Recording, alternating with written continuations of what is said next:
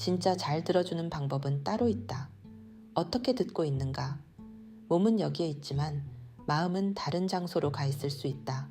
내 생각과 판단의 바둑판을 보면서 바둑알을 던지고 있을 수도 있다. 보고 내용이 영 마음에 들지 않아 순간 창밖으로 시선을 돌리고 있을 수도 있다. 답답한 마음에 보고를 끊고 일장연설을 할까 말까 고민 중인 사람도 있을 게다. 입장을 바꾸어 생각해보자. 내가 보고를 하는데 리더가 위와 같은 태도를 보인다면 어떤 기분이 들겠는가? 기분 나쁜 정도를 넘어 모멸감, 수치심까지 느낄 수도 있다. 리더의 위치에 있는 사람이라면 더욱더 잘 들어야 한다.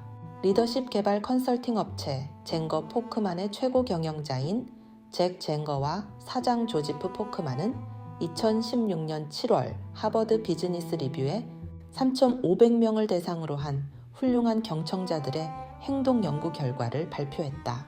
훌륭한 경청자들은 다른 사람이 이야기할 때는 말하는 것을 멈추고 자신이 잘 듣고 있음을 얼굴 표정과 언어적 반응으로 표현해주고 더불어 상대가 말하는 내용에 대해서 단어 대 단어로 반복하면서 제안을 하거나 협력 관계를 높인다고 했다.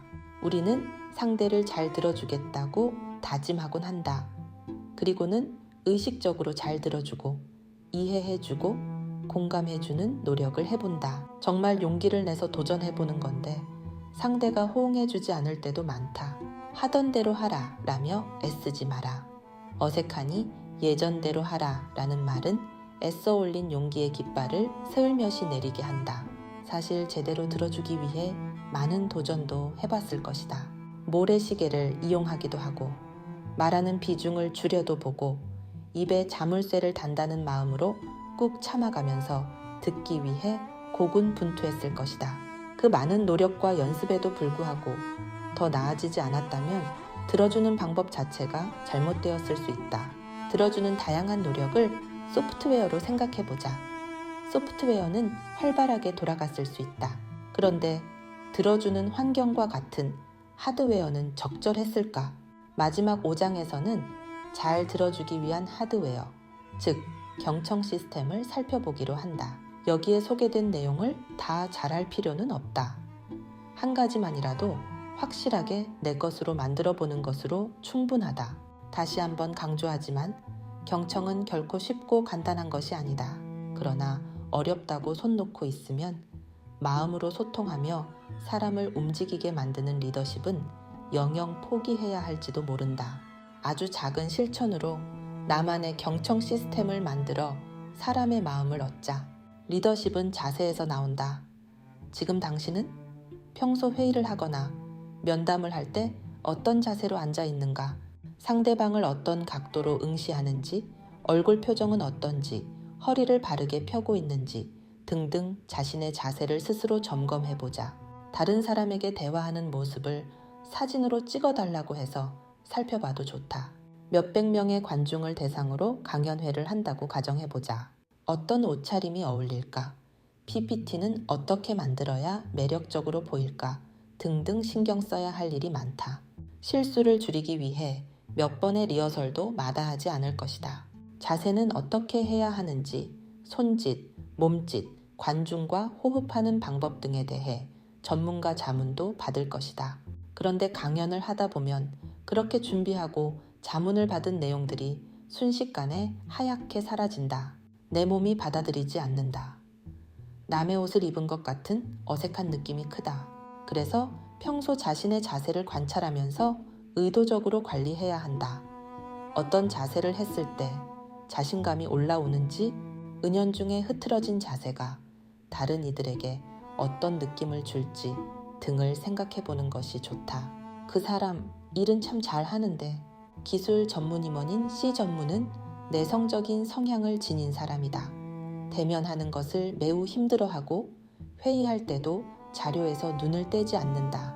팀원들 얼굴을 보는 것도 불편하고 어색하다. 목소리는 매우 작고 가늘고 힘이 없다. 회사 복도를 지나갈 때 팀원들이 인사를 해도 받아주지 못한다. 엔지니어 출신이어서 그렇다고는 하지만 그의 이러한 모습이 조직 분위기에 매우 부정적인 영향을 미치고 있음은 틀림없다. 전사 최하위의 조직 문화 점수가 그것을 보여주고 있다. 팀원들은 C 전무의 리더십이 문제라고 입을 모은다. 유관 부서와 협의를 할 때도 무조건 양보하고 안 해도 되는 일까지 떠맡아오는 통에 분통이 터질 지경이다. 일은 참 잘한다. 그가 실력가라는 건 누구나 인정한다. 그러나 실력만으로는 안 되는 것이 있구나. 여겨질 정도로 심각한 상황이다. 일을 잘하는 것도 중요하지만 조직을 잘 이끌어가고 팀원들에게 영감까지는 아니어도 자극은 주어야 하는 것 아닌가. C 전무의 커뮤니케이션 방식에서 드러나는 문제점은 크게 세 가지이다. 첫 번째는 말을 할 때 상대를 고려하지 않고 혼자 조그맣게 말하는 것. 두 번째는 항상 어깨를 움츠리고 허리는 구부정한 자세로 대화를 한다는 것. 세 번째는 상대의 얼굴을 정면으로 보지 못한다는 것이다. 그에게는 어떤 처방이 필요할까? 우선 카리스마를 키워야 한다. 카리스마는 다른 사람을 매료시키고 사람들에게 영향을 미치는 능력을 말한다. 내성적인 사람도 얼마든지 자신만의 카리스마를 만들어 갈 수 있다. 미국의 심리학자인 로널드 리기오는 30년간의 연구를 통해 카리스마의 6가지 요소를 말했다.